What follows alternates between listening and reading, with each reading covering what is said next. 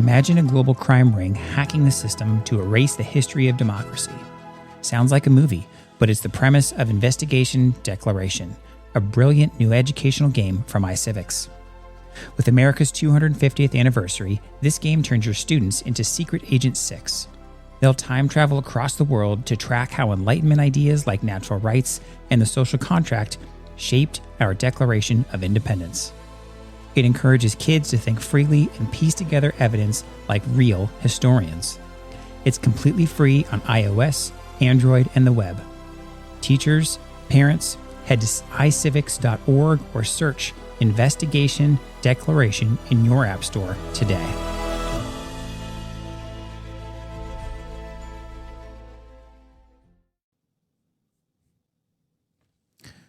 Welcome to Talk with History.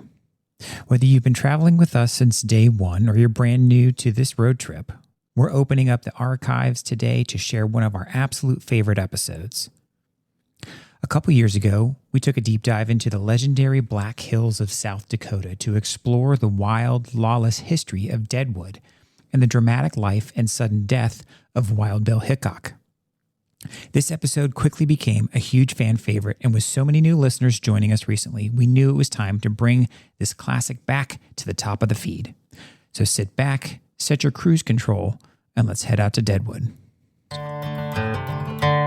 Now, Wild Bill Hickok was a legendary figure of the American Wild West, renowned for his exceptional shooting skills and reputation as a gunslinger.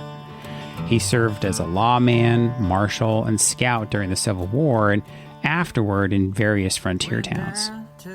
Despite his law enforcement roles, he did have some bad habits and made some enemies that brought him to his now famous demise. So, Jen, let's talk about this famous figure of the Wild West and where we were this summer. Yeah, so we went to Deadwood, South Dakota. We did. It was, honestly, it was kind of one of the few places I got a little more excited to go see just because of the reputation of Deadwood, the show, and just the whole Wild West thing. Sure. And like the recreation of the picture of the main street, Deadwood, is the exact historic main street you walk down in Deadwood today.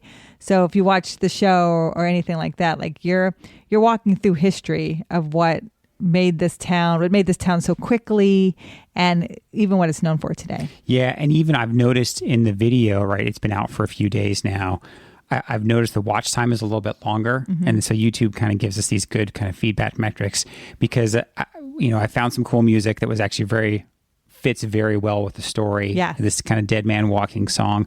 But there's lots of pictures of Deadwood, and you describe it very well, even in the video when we're walking down this paved modern day street, with some throwback kind of touristy stuff. But then showing the old pictures of these muddy. It's just dirt. Dirty. Road. And it's not even a road. I would just say a clearing where they have built up these makeshift wooden buildings. I wouldn't even use building as these lean-tos that they have made and called them saloons and called them brothels. And you can picture it, right? Because you talk about it in the video why they named it Deadwood. Yeah, a gulch of dead trees were found there. And it is a little valley because it is pretty hilly around there. And you're in the Black Hills. So here's a valley area, and they found these gulch of dead trees, so they called it Deadwood. Yeah, and so remind me the era that everything kind of started coming together out there. So you have to remember, this is American Indian territory.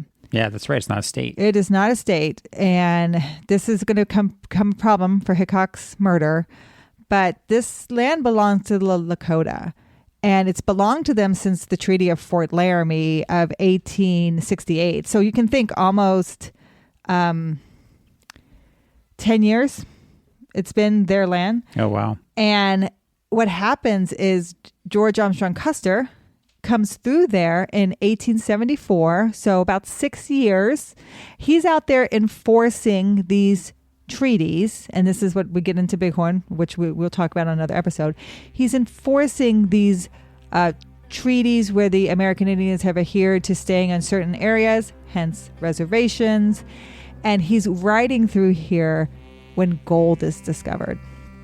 1874, 1875. And so it becomes this big boom where people want to go make their fortunes. Yeah, the word gets out. The word gets out. And so they can't stop this influx of people, even though they should be. George Armstrong Custer should be stopping these people because it's not their land and they shouldn't be settling it. It belongs to the Lakota. But he doesn't because he's part of it. He also wants the gold. And of course. And so he allows these people to come in and the military kind of like turns a blind eye to it. And they start to have these little makeshift buildings that pop up to service all the fortune hunters, miners that come into the area. So this is about 1876, 5,000 people, 1877, 12,000 people, 1878, 25,000 people. That kind of surprised me. Even when I went back and I was making the video, like that is, especially back then, that is a drastic growth. Right? And so it's incomprehensible how they could even govern it to begin with. So it becomes a very lawless area, as you can imagine, because you get all these men coming in to make their fortune. And so you get a lot of gambling, you get a lot of alcoholism, and you get Hickok, who's called here. You get the brothels. And of course, you get the brothels pop up. And we'll talk a little bit about one of the most famous madams who's very close to Hickok, from the most profitable brothel there in Deadwood.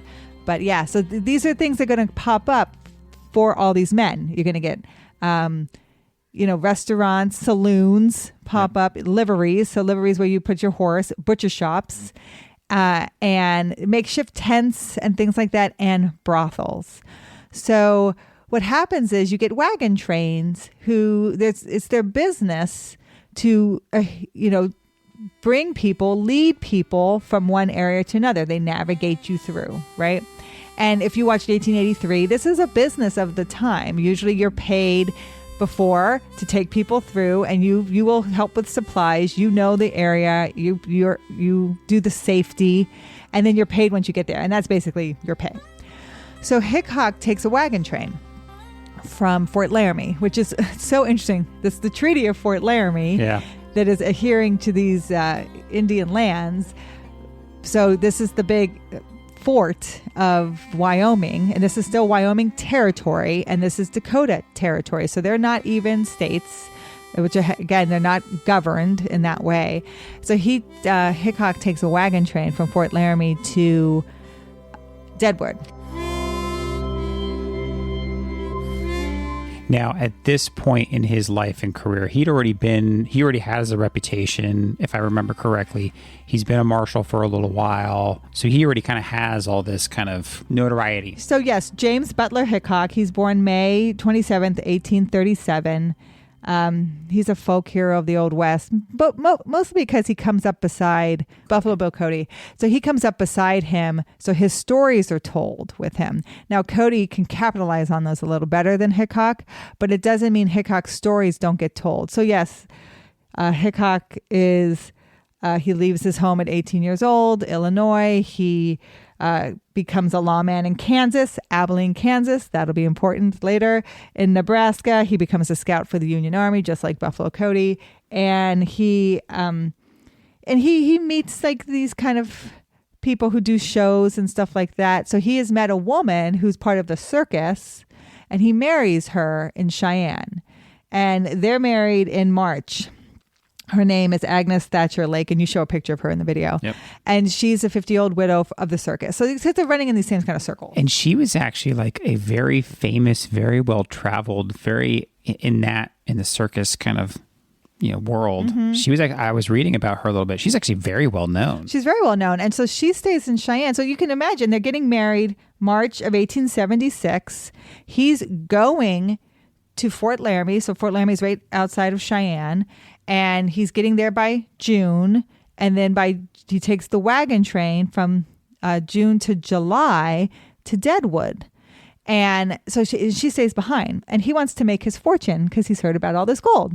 Of course. And so he's like, I'm going to make it rich quickly. And he's a gambler. Right. So he joins Charlie Utter's wagon train. And Charlie Utter, if you know anything about Wild Bill Hickok, it's the name on the tombstone. And we'll talk more about that because Charlie Utter is a fan of Hickok. It's his wagon train. And they all meet up in Fort Laramie. And another person joins the wagon train then too, Calamity Jane. So they take the wagon train together. So Calamity Jane didn't know Hickok well. They met this one time. They must have. The more I thought about it, like, and we talk about it later in the video, like her dying wish was to be buried next to Wild Bill. And it must have been one of those things. And maybe this is just kind of the romantic side of, outlook that I have on stories like this sometimes, but they must have just kind of like connected, right? Just like birds of a feather, same spirit. They hit it off, because for some reason throughout history, those two names have always gone together. And to your point, historically, they didn't spend a ton of time together. They didn't, but you can imagine there probably are not a lot of women acting like Calamity Jane at this time. She's very much adhering to men gender norms. She's wearing men clothing and she's succumbed to alcoholism. So she's drinking every day, which Hickok is also an alcoholic. So he's drinking every day. So there's some shared hardship that they have together on this wagon train. Drinking buddy. She's a good shot. He's a good shot. They can tell stories together. They can laugh together. So they're probably connected.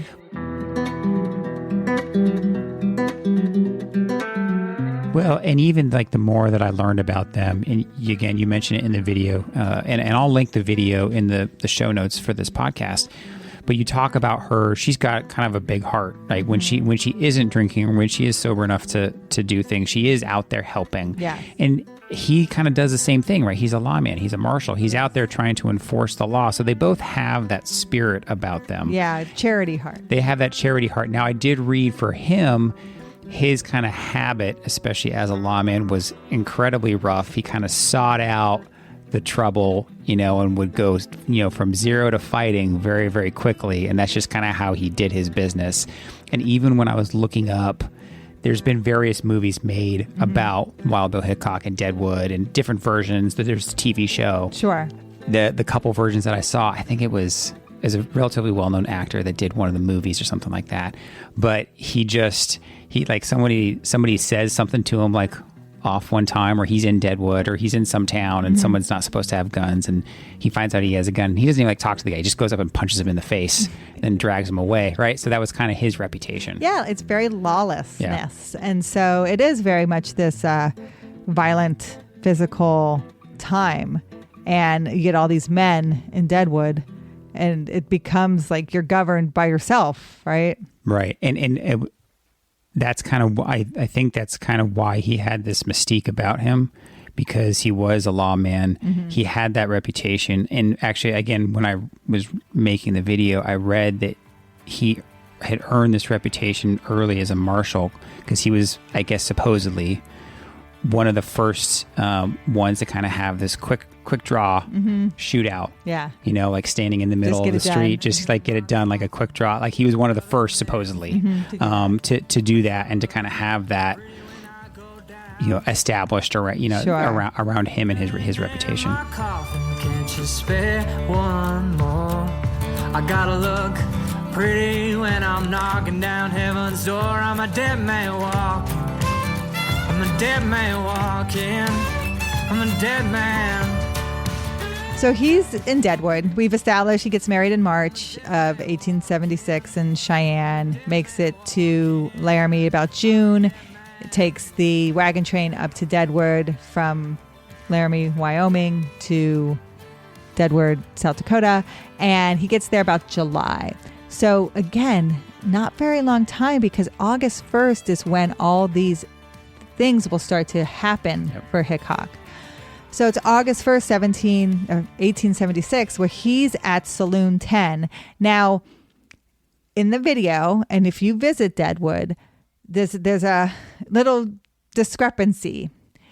So the location of Saloon 10 is still there, but it's not Saloon 10 anymore. But the actual location where Hickok was playing cards is there. Now, Saloon 10 had burned at one point, and the owners had moved the location across the street and further down, but still kept a lot of the furniture. Yeah, the chair. And the decorum. Yep. From the decorations and stuff, from what the saloon looked like. So you can go to the Saloon 10, which is not the location, and see the chair where Hickok was murdered, and you can see what it would look like, what the saloon would have looked like. And then you can go further down the street to the actual location. Yeah, and I think the name of that place was like Wild Bill Bar or something like that. Yes, so that's the difference between the two. But so what's happening is August 1st, he's playing poker in Saloon 10. Poker was his game. And the seat opens up, and a Jack McCall sits to play poker with him. And during the session, McCall loses a lot. And Hickok encourages him to quit. Quit now, try to go make some money to pay us what you owe us. And he gives him money for breakfast the next morning because he's basically used all his money. And people claim, or historians claim, that insulted McCall. Oh. So he was insulted by him giving him basically, like charity money. And so the next day, same location, so August 2nd, Hickok walks into the same saloon to play poker, and the only seat open has its back to the door. And Hickok, being a lawman, doesn't want to sit with his back to the door, but he wants to play poker. It's his game. So he sits there. He actually asks a couple guys he's playing poker with if they would change seats with him. But if you know anything about poker, it's bad luck to change your seat. So they refuse. So he's playing, and that's when McCall will walk into the bar and shout something at him and just shoot him point blank range right against the head. And he kills him instantly. Dead man walking, I'm a dead man walking, I'm a dead man. And the bullet actually goes through Hickok's head into the gentleman he's playing poker with. Yeah, that's right. His arm. And that gentleman will keep the bullet in his arm for his rest of his life. Holy cow. And he's like a captain of a steamboat, of the paddle boats. And he would walk into bars saying, here comes the bullet that killed Bill Hickok. Of course, yeah, if you're a ship captain of like a riverboat or something like that, you're like, here's my story. Yeah, here comes the bullet. So McCall knows he's done something bad, right? And of course the dead man's hand. So Hickok in his hand is holding aces and eights, black aces and eights. And they don't know what the whole card is. That's what the fifth card is. And there's speculation. You'll see some places have the 9 of diamonds, but that's no one's really sure what the fifth card is. But that's the hand he has when he's killed. So it's called the dead man's hand. And we show it in the video. And sometimes when you go to his grave, people have left those cards. Yeah, and actually when we were there, they had left it there. So McCall runs out of the saloon and tries to jump on a horse. And we talk about this, that most horses, if you're tying up your horse to go in somewhere, you're going to loosen the saddle because you're not going to cinch your saddle on a horse and for it to rest. So when he jumps on the horse's saddle, it just falls right off. And then he runs down the street to the butcher shop. And we show that. And he hides in the cooler basically there, and they find him. They pull him out of there, and they actually do the trial in the same place where Hickok is shot. Yeah, I was kind of surprised with such a lawless place. Mm-hmm. I assume there must have been other lawmen, in the city or something like that. He probably wasn't the only one. We don't really know. Yeah. They don't really, it's an informal miners jury. They get the miners, the guys who are there to stand a jury. So, and it can't really be a trial because it's not really a territory. It's lawless. It's lawless. It's Indian land. It's a reservation. It belongs to the American Indians. So it can't be governed basically. So you can't really hold a trial, but they do.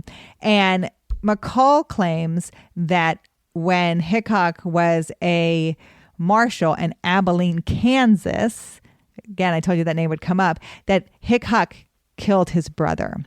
Now, there is a record of a McCall being killed in Abilene, Kansas by a lawman. Oh, really? They don't claim that it's Hickok. It just says lawman. The records aren't that clear, but there is a McCall that is killed earlier by a lawman.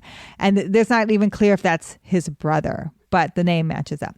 Yeah. Now they didn't know this. The miners hear this story, and the miners are very much, again, this lawlessness of the West where you govern yourself and you're very much eye for an eye.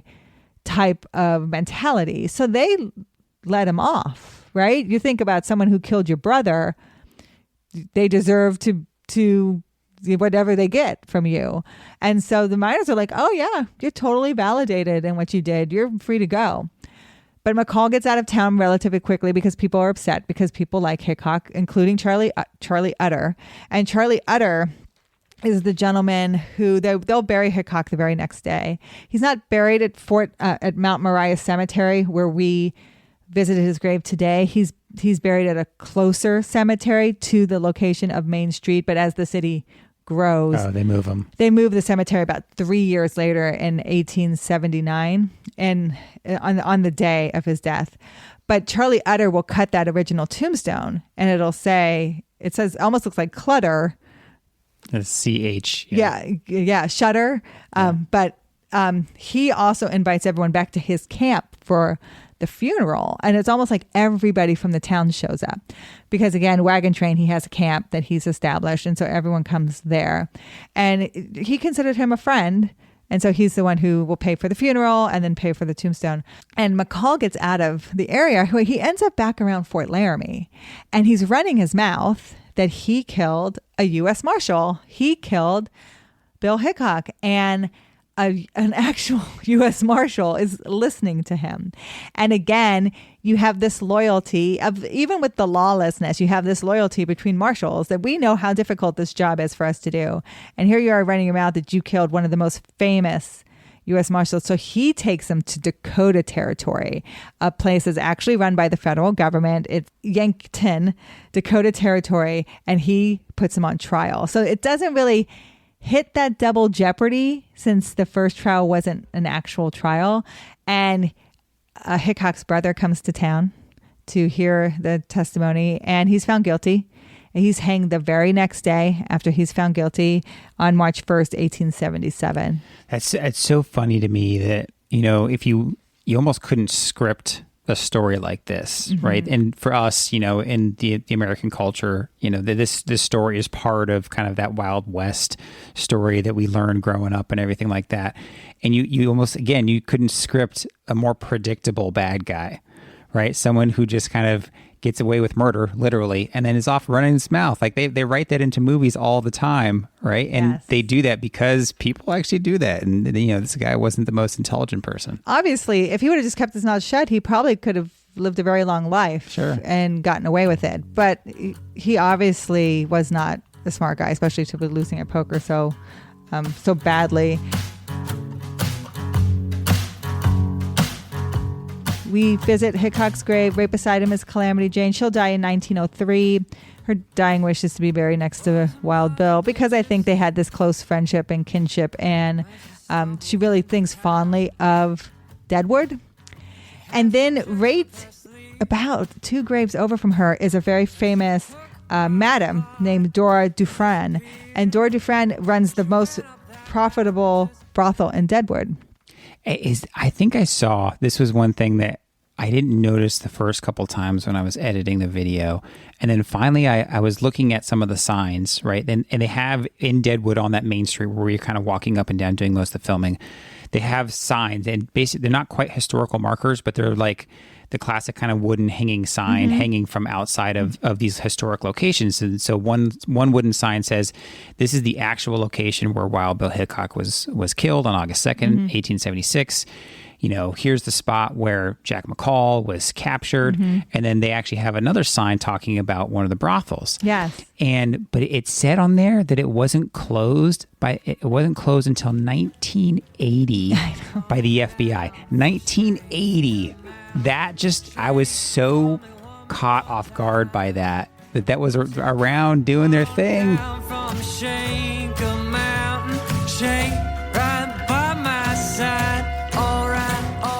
Well, I feel like, so again, we talk about all these men coming into town and these women come to service the men. And if the men are the ones who are upholding the law, but they're also partaking of a brothel, then they're going to turn a blind eye to it for a very long time. Yeah, that was just a funny aside that just really surprised me, and I don't think most people would notice it if they're watching the video. Yeah. But if you look in the video, you can see that it just says closed 80, right, by the FBI. Yeah. Which was just, I thought was hilarious. Well, Dufresne is also credited with the term cat house. Oh, really? So she had a bunch of cats brought in on a wagon train because the women who worked in her brothel were getting scared of the rats, and they were getting very upset, and so they wouldn't do their job. And so she brought in cats to get the rats. And so the men knew the cat house. Oh, they wanted to go visit the cat house. It had like 12, 15 cats there who were taking care of all the rats. And that's where you get the term cat house. Yeah, I don't think I knew that. I don't think I had that in the video either. So it's a little podcast special for our listeners. And it makes sense. Yeah. And I tried to call you in the night just to see if my voice could reach those peaks. So if you're wondering more about Deadwood, in 1877, the U.S. government tries to what can we do to kind of capitalize on this gold that's being found here? And they kind of modify the Treaty of Fort Laramie. But the Lakotas never adhere to it. And even today, they brought a trial against the U.S. government in 1980. And they cited the original treaty saying that this is our land and you took it. And so the U.S. government tried to pay them $1 billion for it. And the Lakotas won't take it because they want the land. That money sits in a savings account today for the Lakota people, which they refuse to touch it because that land belongs to them and they want the land. Wow. And now so many people live there. Like we even visited there. And it is part of, it's adhered to by a state government. And if you're listening, right, so the Black Hills area, right, if you're not familiar with the South Dakota area, and I wasn't really until we spent a few days there with we had a little family reunion, but that's right near Mount Rushmore. That's Crazy Horse, which we'll talk about in upcoming episodes. So there's a whole lot in that area, and it's gorgeous. It's a beautiful area. It's absolutely beautiful, and you can see why they want the land. And I think there could be some compromise, being that the land belongs, because you can still visit. Bighorn is on a Indian reservation. Badlands is on an Indian reservation, and they still use it, for people to visit, and they can still make a profit off of still keeping this, this land protected for their use of their tribe. So I think there could be something you could adhere to. But what happens in 1879, and there's this big fire in Deadwood, and most people have not made huge fortunes. They've been there for like 4 years by then. And so most people leave. And the people who stay are people who are established in the town. And even today, there's a couple thousand people who live there.